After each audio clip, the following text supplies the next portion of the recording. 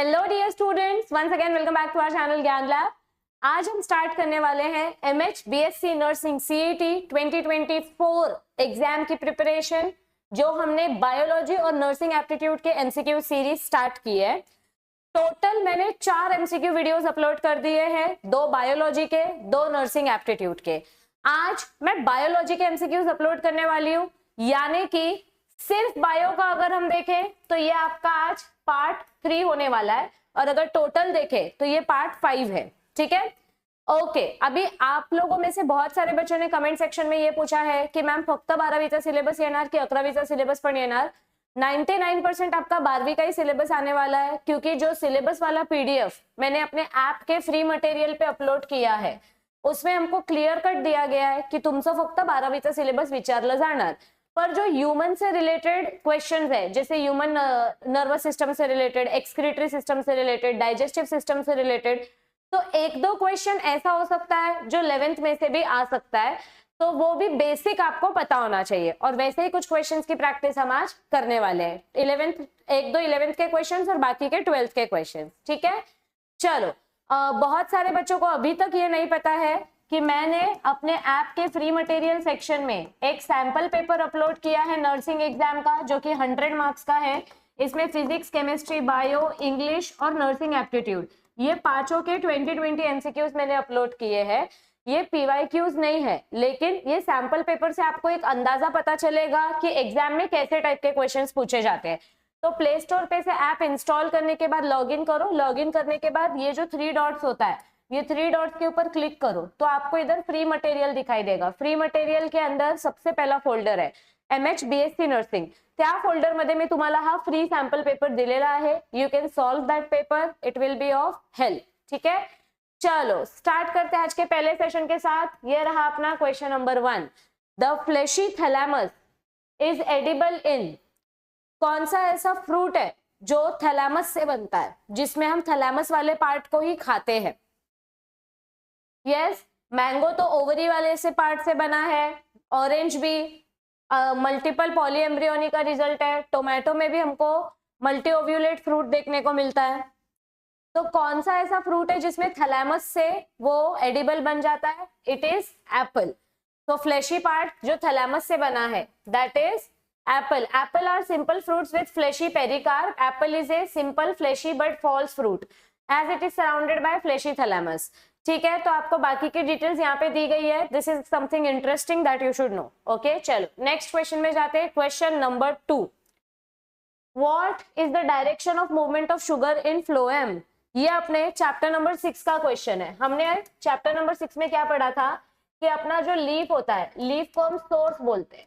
इसमें आपका जो सुक्रोज है, ये सुक्रोज आपके लीफ से आपके रूट तक आता है, और रूट को हम क्या बोलते हैं?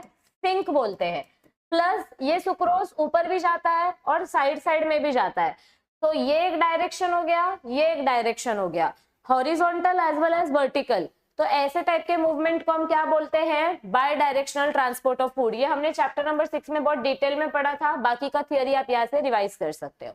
नेक्स्ट क्वेश्चन, हाँ ये देखो, इसका भी स्क्रीनशॉट ले लो, ये आगे आपका थियोरी का पॉइंट कंटिन्यू किया गया है। ठीक है, next question, question number 3, which of the following element is responsible for maintaining turgor pressure in cell?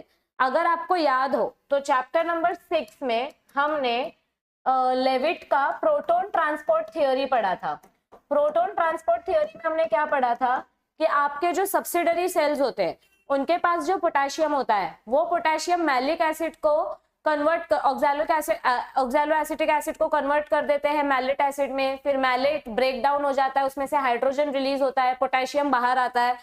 तो जो आपके सब्सिडरी सेल्स के पास पोटेशियम आयंस होते हैं, वो पोटेशियम आयंस आपके गार्ड सेल्स का टर्जिडिटी मेंटेन करके रखता है।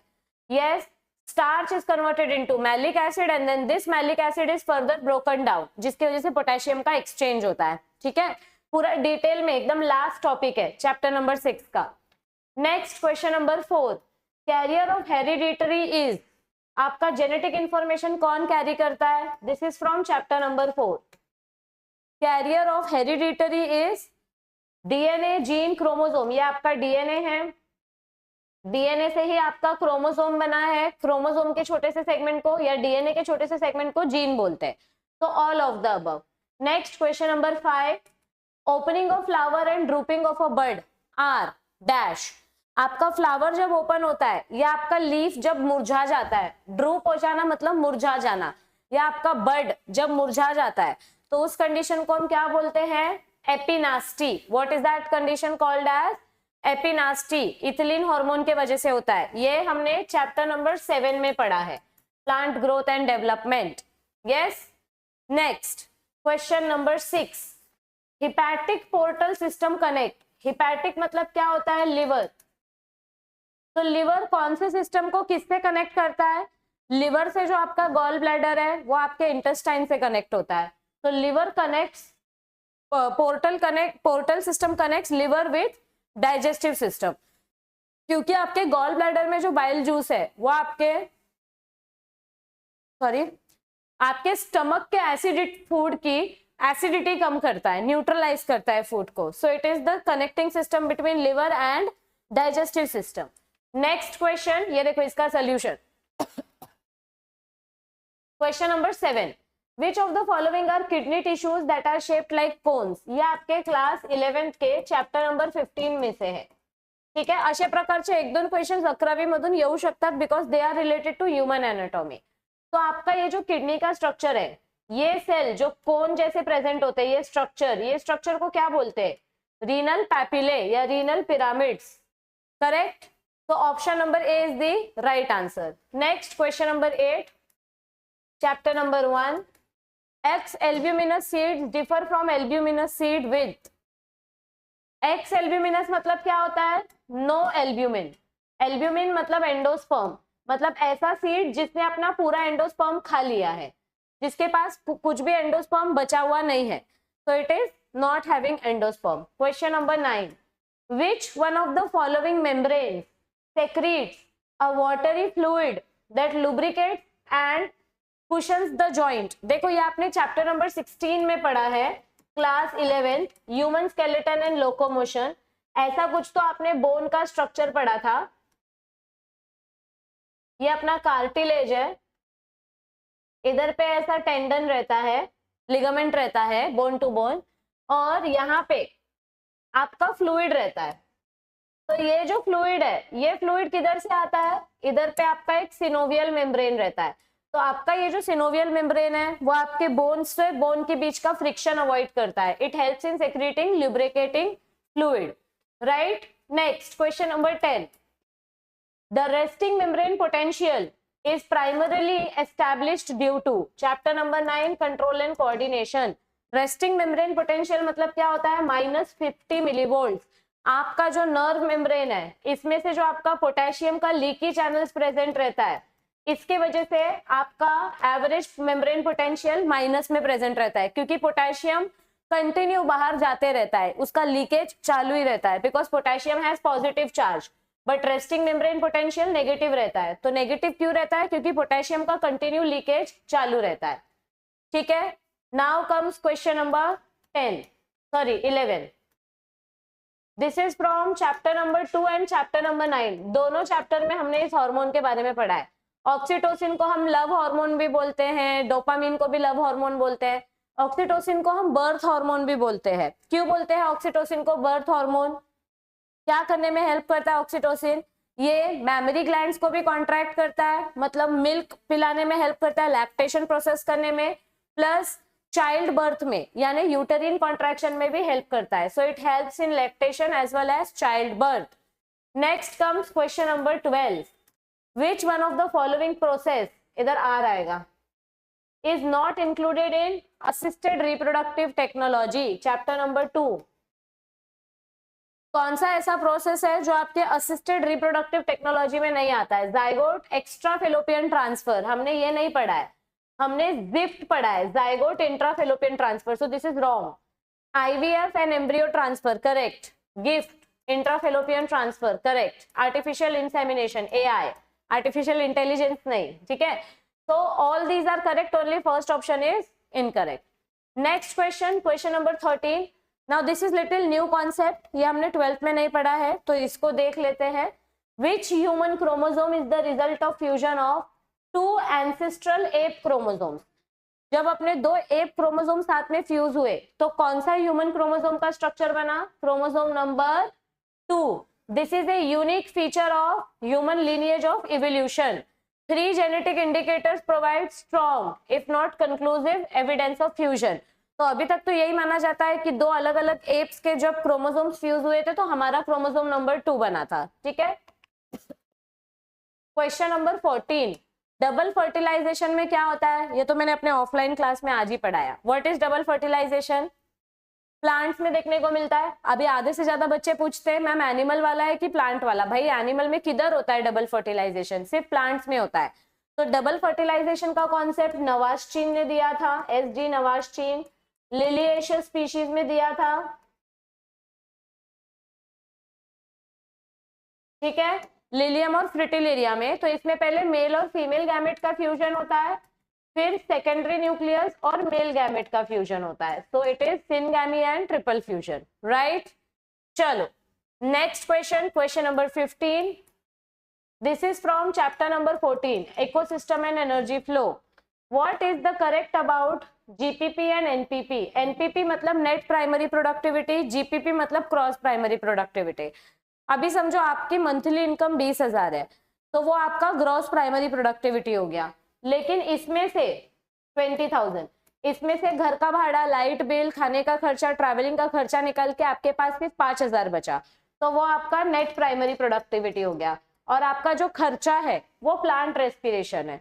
तो एनपीपी का फॉर्मूला क्या आएगा? GPP minus plant respiration. मतलब आपका जो इनकम है उसमें से खर्चा निकालने के बाद जो बचता है that is your net primary productivity. So option number A is the right answer. Yes. Next, question number 16. Gymnosperms were placed between dicot and monocot by? Dicot और मोनोकॉट के बीच में जिम्नोस्पर्म्स को कैटेगराइज किया है। कौन से साइंटिस्ट ने categorise किया था ये? By Bentham and Hooker. This is from 11th standard का प्लांट वाला चैप्टर। ठीक है, एनिमल प्लांट किंगडम वाला। क्वेश्चन नंबर 17, प्लांट्स को हाइड्रोजन किधर से मिलता है? वाटर से, क्योंकि वाटर प्लांट्स का डायरेक्ट सोर्स किधर से एब्जॉर्ब करने के लिए हेल्प करता है? सॉइल में से। तो plants, this is from chapter number 6 indirect question. Plants को हाइड्रोजन कहां से मिलता है? From water present in soil. Hydrogen from sunlight is formed from fusion reaction and it is helpful in photosynthesis. Then atmospheric hydrogen is inflammable and it is not helpful for plants. तो indirectly water से जो hydrogen मिलता है वही plants के लिए बचता है, बाकी सब वाटर हाइड्रोजन यूजलेस है। Okay, next question, question number 18। Most scientist, एक मिनट लैपटॉप की बैटरी, हाँ। Most scientist believe that the first large functional macromolecule to appear on earth was. ये आपका चैप्टर नंबर 5 का क्वेश्चन है। मैंने आपको बताया था ना, बहुत सारे साइंटिस्ट को ऐसा लगता था कि आरएनए सिंगल स्ट्रैंडेड है, तो पहले आरएनए बना होगा, फिर 2 सिंगल स्ट्रैंडेड आरएनए ज्वाइन होके डीएनए बना होगा। बट ये गलत है। ये आरएनए वर्ल्ड हाइपोथेसिस में हमने पढ़ा था कि साइंटिस्ट लोगों को ये मिसअंडरस्टैंडिंग हो गई थी कि पहले आरएनए बना है। So this was the misunderstanding which scientists had. Question number 19। मेरे लैपटॉप में चार्जिंग कम था इसलिए मैं इतना फटाफट जा रही हूँ। Okay, what gases are produced in anaerobic sludge digester?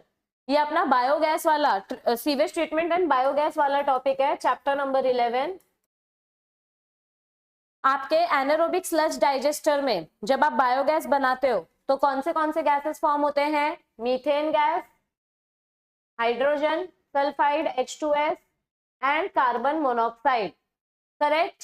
So these gases are produced during anaerobic sludge digester biogas formation. And the last question of the day, Turner syndrome is caused by? Turner syndrome को हम XO monosomy भी बोलते हैं, यानी इसमें एक sex chromosome गायब होता है, correct? So this is sex chromosomal aneuploidy. Aneuploidy मतलब abnormal chromosome numbering. So I hope आज का सेशन काफी इजी था, काफी क्वेश्चंस रिलेटेबल थे। तो जल्दी जल्दी सब लोग नीचे अपना मार्क्स कमेंट करेंगे। और एक बार फिर से सबको याद दिला देती हूँ, हमारे ऐप के फ्री मटेरियल सेक्शन में सैंपल पेपर मैंने दिया हुआ है, जल्दी जल्दी जाके सैंपल पेपर डाउनलोड करो और अपनी प्रैक्टिस और अच्छे से करो। अगर ये वीडियो अच्छी लगी हो तो इसको लाइक करके अपने फ्रेंड्स के साथ शेयर करो ताकि बाकी बच्चों का भी फायदा हो सके। एग्जाम अब नजदीक आने वाली है, धीरे धीरे करके दिन ऐसे जा रहे हैं। चैनल पे न्यू हो तो चैनल को सब्सक्राइब करो क्योंकि आगे का इंजीनियरिंग फार्मेसी का एडमिशन प्रोसेस भी आपको इसी चैनल पे मिलने वाला है। So stay tune with us for further notification. Admit card वगैरह जब भी अनाउंस होगा तो हम आपको इन्फॉर्म कर देंगे, उसका टेंशन मत लो, बस आप पढ़ाई करते रहो और अपने एग्जाम्स के लिए अच्छे से प्रिपेयर करो। All the best for your preparation. I will see you very soon. जल्दी जल्दी सब लोग नीचे अपने मार्क्स कमेंट करो कि आज के सेशन में किसको कितना मार्क्स आया है। चलो, all the best, bye bye, take care.